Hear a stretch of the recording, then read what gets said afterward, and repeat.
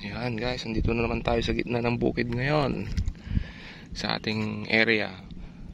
Ngayon, ang ginagawa natin naglalagay tayo ng nagre-retransplant tayo ng mga missing hill. Ayan. Bali, nasa na to guys, nasa 10 days old na po ito. Hindi pa tayo nakapaglagay ng fertilizer gawa ng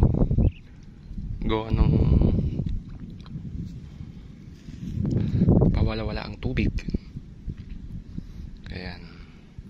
Siya nga pala sa mga nagtatanong kung ano yung ginagamit kong soil conditioner, yung pong humus na gawa ng Rising Era Dynasty.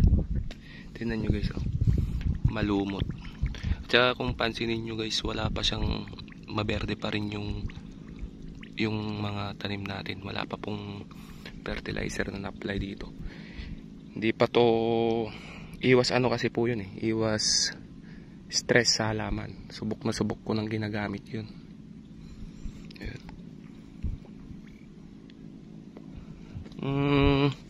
Ginagawa po namin doon bago po mag-araro at saka maglinang, nagpapa-apply po ako dito sa lupa. Ini-spray po. Kaya yan po yung lumot. Kung sa mga nagtatanong po ano po ba yung humus, parang po yun super compost organic. Para pagka-transplant mo, meron na siya kaagad na kakain kahit madelay ka man ng paglalagay ng fertilizer. Kaya ang ganda. Palagi kong ginagamit yun kasi kitang-kita mo na hindi nahihinog yung katra-transplant na palay. Tsaka ito kung gusto ko yung naglulumot. Kasi pag malumot ito, pag naglagay ka ng fertilizer, natratrap niyang mag-evaporate. Pag lubog nung fertilizer dito, hindi basta-bastang nag-evaporate kung sobrang init ng panahon. Kasi ito, trinatrap niya. Yun yung magandang isang niya. Ayan.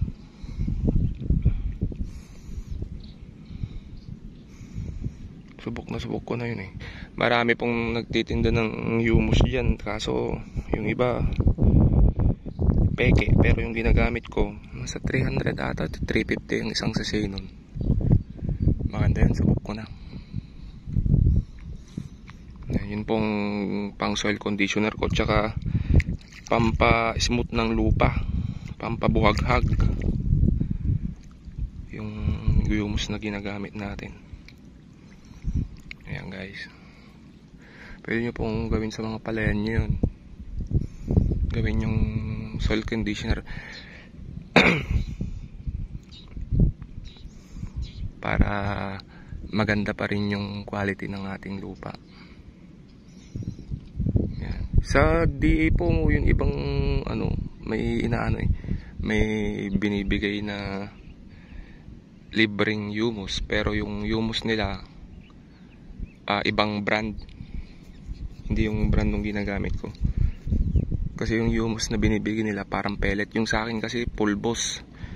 Hindi kaya maganda. Pag natimpla mo, hindi bumabara sa sprayer.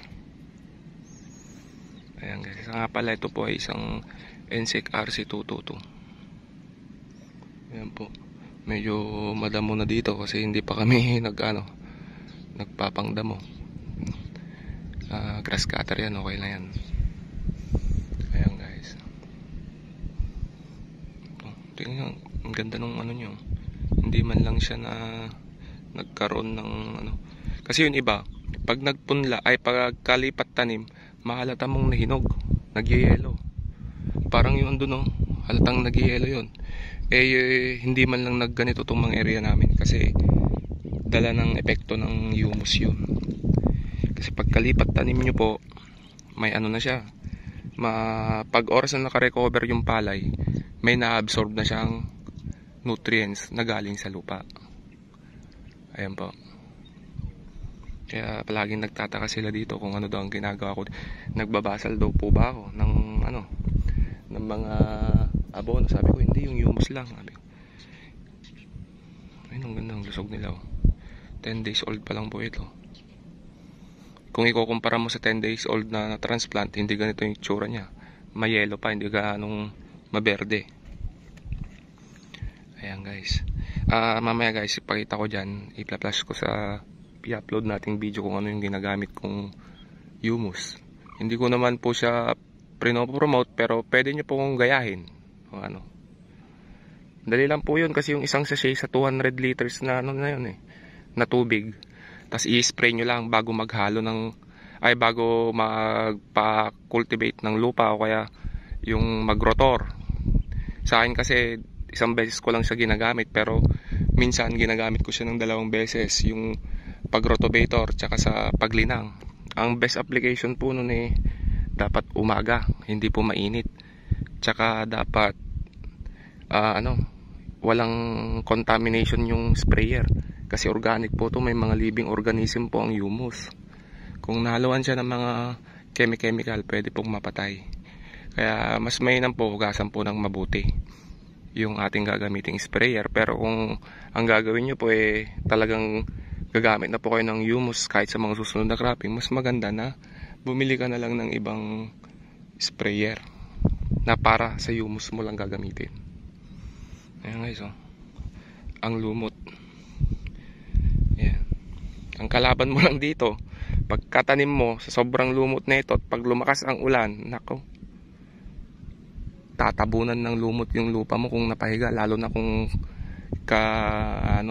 katatanim. Ito po, nagganon po ito pero sa awa ng Diyos tingnan nyo, nakarecover naman kahit papaano, tumayo. Ayan. Maganda po yun, subukan nyo po. Ayan, at maraming salamat po sa lahat po ng mga hindi pa nakasubscribe. Mag-subscribe naman po tayo para makapag 500 na tayo ng subscriber. Ayun, thank you.